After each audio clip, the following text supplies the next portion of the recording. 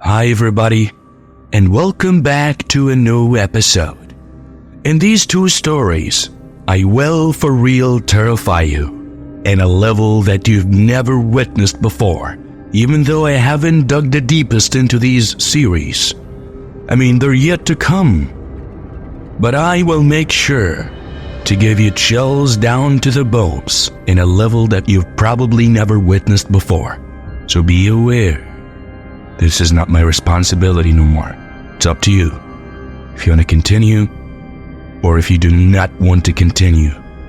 But I'm damn sure you will, because as humans, we're all curious, and sometimes cannot stop that curiosity from hunting us over and over and over.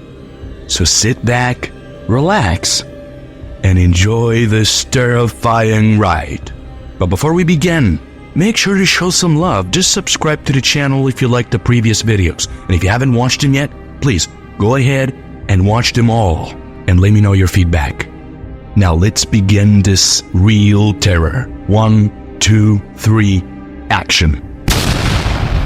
Eliza's disappearance into the Whispering Woods became a tale told in hushed tones by the hearth fires of Ravemoor.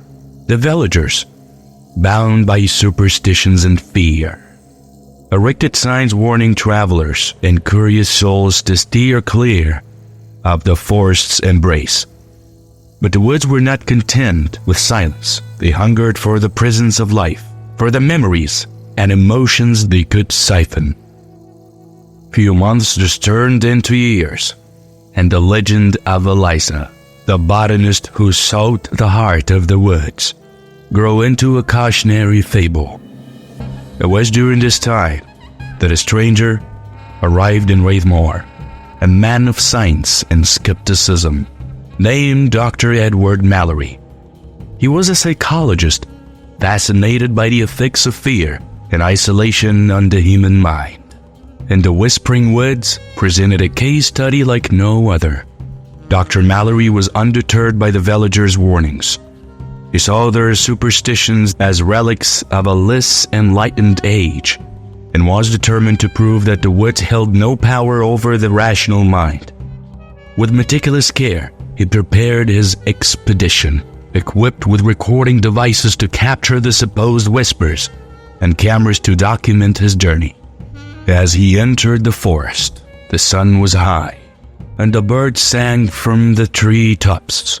The woods seemed almost welcoming, belying the darkness that lay within.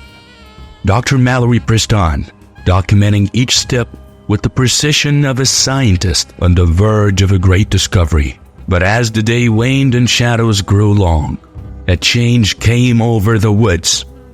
The birds fell silent, and a chill wind began to blow, carrying with it the faintest trace of voices.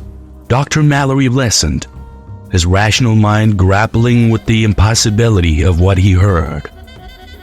The whispers were there, just as the villagers had claimed, and they were growing louder. And then when the night fell, the forest transformed. The trees seemed to lean in closer, their branches creaking and groaning in the wind. The whispers became a chorus, a litany of voices that spoke of sorrow and longing.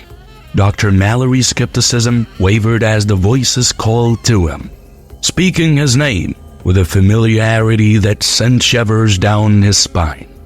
He found himself drawn to the same clearing that had claimed Eliza, where the ancient tree stood sentinel. Its cravings glowed with an otherworldly light, and the voices emanated from its very core. Dr. Mallory reached out, his hand trembling as he touched the bark, and the visions began. He saw the history of the woods unfold before him, a tapestry of human experience woven into the fabric of the forest. He saw druids and their rituals, the sacrifices made in the name of the forgotten gods, and the spirits that lingered, bound to the tree that served as their anchor to the mortal realm. The tree spoke to Dr. Mallory. Its voice was a whisper, that filled his mind. It told him of the knowledge it held, of the secrets of life and death that it could bestow. But the tree's gift was a curse, for with the knowledge came a price, the loss of oneself to the woods. Dr. Mallory tried to pull away, but the tree's grip was unyielding. He realized too late that his skepticism had been his downfall, that the woods fed on the doubt and the disbelief of those who entered its domain. Back in Wraithmore, the villagers found Dr. Mallory's abandoned equipment at the edge of the forest. They knew better than to search for him, for they understood the fate that befell those who sought to uncover the secrets of the Whispering Woods. And now, when the fog rolls in and the night is still, the villagers hear not one, but two voices among the whispers, Eliza and Dr. Mallory, forever entwined in the legacy of the woods. Their voices a testament to the power that lays within the heart of Wraithmore. The tale of the Whispering Woods had spread far beyond the moors of Wraithmore, becoming a legend whispered in fear by those who dared to speak of it. The woods were alive, they said, with a hunger that was neither of this world nor the next. It was a place where the boundary between life and death was blurred, where spirits lingered, trapped in an eternal twilight. After the disappearances of Eliza and Dr. Mallory, the woods seemed to grow more insidious. The villagers reported seeing figures moving in the mist, shapes that were human in form, but twisted by the shadows into something grotesque. The whispers grew louder, no longer confined to the woods, but heard in the dead of the night, sleeping into the dreams of the villagers. It was during this time of growing fear that a group of paranormal investigators decided to venture into Wraithmore. They were led by a man named Alistair, a seasoned investigator that faced down the haunts of too many cursed places. But the Whispering Woods were unlike anything he had encountered before. Alistair and his team arrived in Wraithmore with equipment designed to capture evidence of the supernatural. They were met with a cold reception by the villagers, who viewed their presence as a harbinger of further misfortune.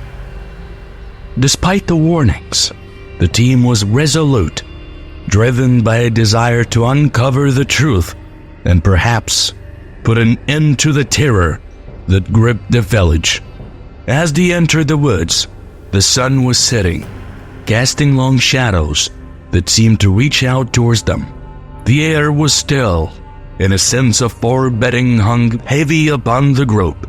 They set up their equipment, cameras and microphones pointed at the ancient tree in the clearing. Malevolence in the center of the clearing was what it is.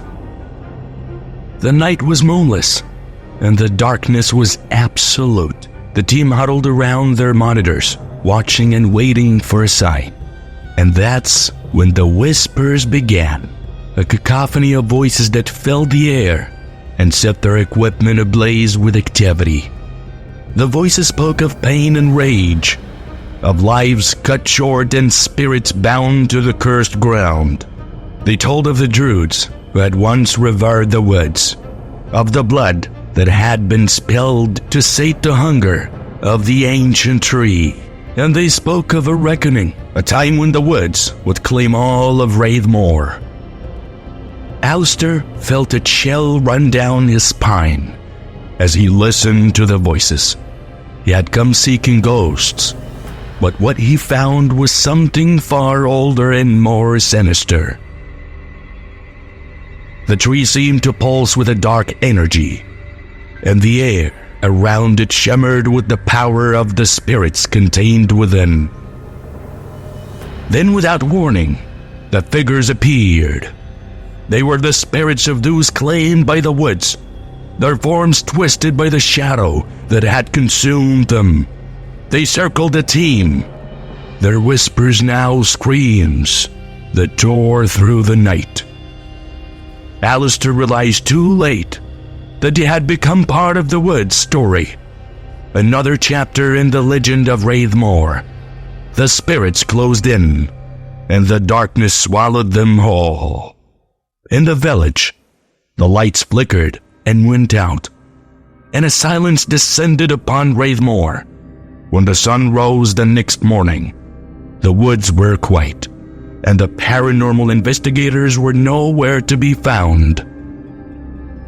The villagers know better than to search for them. They know that the Whispering Woods had claimed its latest victims, and that the legend would continue to grow, fed by the fear and the whispers that would never cease. And that's it for today's video. If you guys loved it and enjoyed it, please subscribe, like, and share this video with all of your friends so that you can watch it and get terrified as well. And if you have any questions or suggestions, please make sure to drop them down below in the comment section, as I will heavily consider looking at them and giving you a feedback. From the dark I give stories, and I shall not stop until the end. See you again.